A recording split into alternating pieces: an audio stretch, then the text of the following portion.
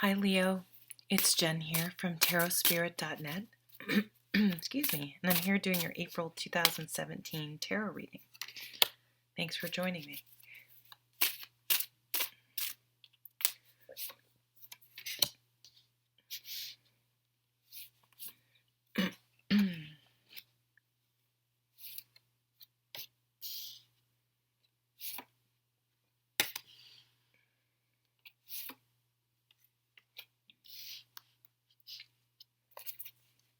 Mm. The star card was sticking out too when I turned over the deck. So healing. We have the High Priestess at the bottom of the deck, and she's been showing up a lot in these April readings. And the theme, and being the underlying theme of this reading, is to really be aware of those times when we're daydreaming or thinking about things and an idea kind of comes to the surface, and we immediately, our ego kicks in and tells us, no, you can't do that, no one will like it, you're too fat, you're too old, you don't have the talent, you're not educated enough, you don't have the resources, the laundry list of reasons why we can't do anything, which is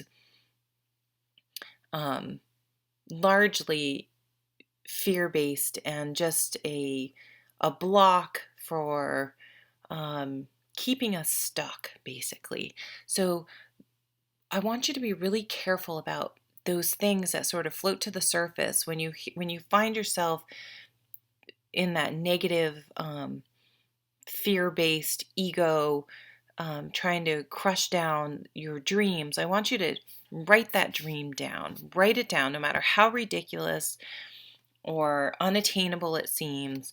I want you to write that down so it becomes real and it can't continue to be shoved back down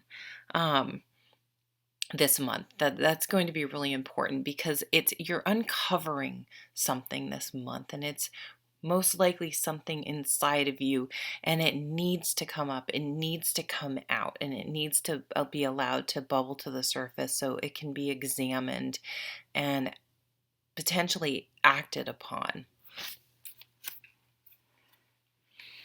It's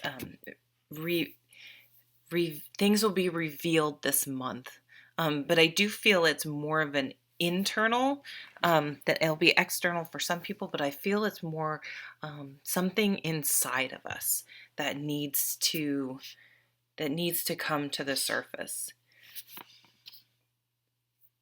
Okay. Wow, and we have 1, 2, 3, 4, 5 out of the 7 cards are major arcana. So that makes it a significant month. Their first card is the Hierophant, and he's a card about wisdom and how we gain wisdom. People do read this card as tradition, as the government, big universities, big corporations, where things are very structured and done a certain way, organized religion, things like that.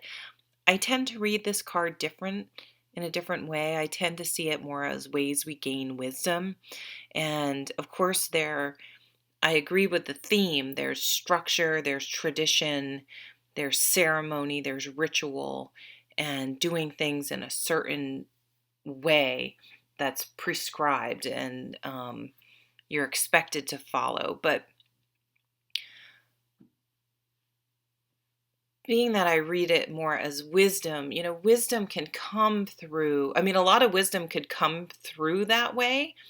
More often than not, I find wisdom comes that way by saying, well, why do we have to do that?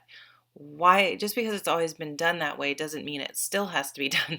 Almost the questioning authority. Like, I almost can see more wisdom coming from examining, well, why does it always have to be that way? Just because it always was. But often wisdom comes in ways that we don't expect it. And those aha moments come up in often non-traditional ways from sources we don't usually expect. So be open to receiving,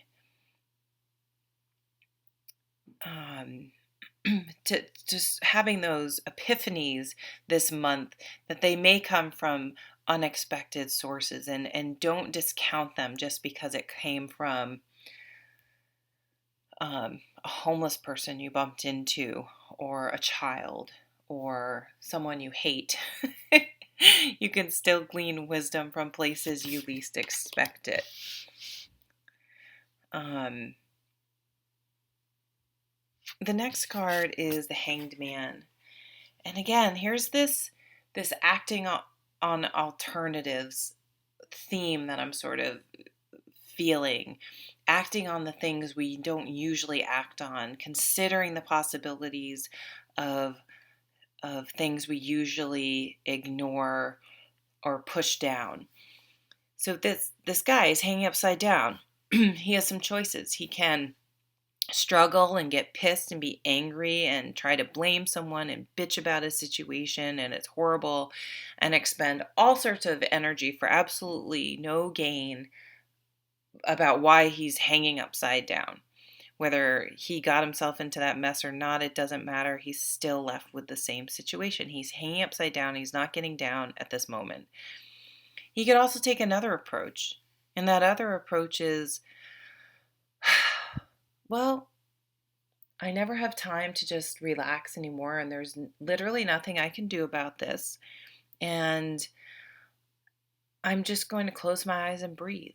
And I'm just going to take a moment to be and to breathe and to reflect and to meditate and to empty my mind and to release any stress.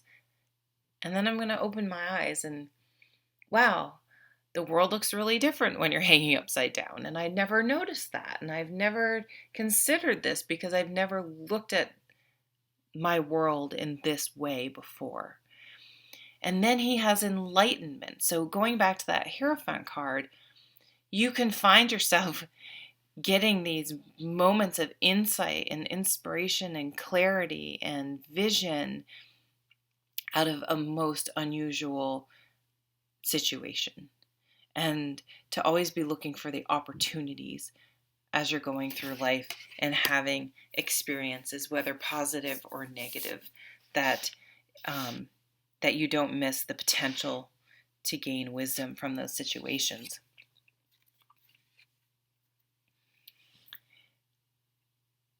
And so if you had a pause, excuse me, and you're the Hanged Man, it's like once you realize to use your Hanged Man situation as a time to look at things from a different perspective, consider different points of view, look at it from many different angles. It's like once you've done that, the floodgates open and all these opportunities come rushing in. Because you weren't looking, I'm sorry, I gotta adjust here. You weren't looking at things previously as opportunities. They were obstacles and not what you wanted. Instead of making the best of a situation, or actively looking for different solutions, instead of staying so like traditionally, being so traditional, and this is the way we deal with this and there's no other alternative. Well, if you consider trying it from an alternative perspective, then there may be opportunities everywhere. And then things change very quickly in your life when you open your mind, when your mind becomes more expansive, and things start happening very, very quickly. Now, because of the context of this reading, the Seven of Swords, so it's often read as a negative card of like someone stealing. Like in one deck, I think it's the Anna K Tarot, it shows someone sneaking in a back window. So sometimes it can be about people behaving badly, But in the context of this reading, it also says sometimes you can't just burst in the front door and demand something that you want. Sometimes going through it the traditional way isn't working for whatever reason, and you have to find a back door. You have to find an alternative way, an alternative route in order to manifest what you want in your life. And so if you're just standing in front of a building and you see a door and no windows and you're like, okay, well, there's only one way in, and you go up to the door and you rattle it and it's locked, you may walk away and say, I can't get in there. But maybe if you took the time to look around and walked around the building and explored it from every angle, you may actually see that the backside of the building is all glass and open, and you just weren't looking at it from the right angle. And sort of this concept is going to really change. I think it's going to be one specific thing that you're going to have this epiphany about, whether it's work or some type of problem you're trying to solve. It's going to change everything, because you're going to realize you have the choice. The Lover's card is about choice. You have the choice to try the door and find its lock and walk away, or you can approach every situation by really trying to look at it from every angle and making sure you're exhausted all possibilities, and that there could be a different approach that may work besides the approach that you've taken, the first approach. It's like, if the first approach doesn't work, try a second approach.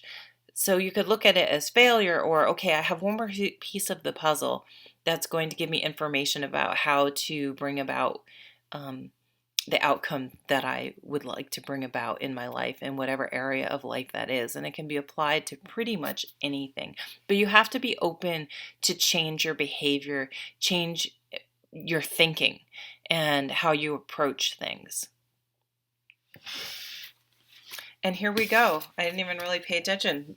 You can manifest whatever you want once you open your mind and you have this understanding. The Magician says you have all the tools. You have everything you need to manifest the life of your dreams.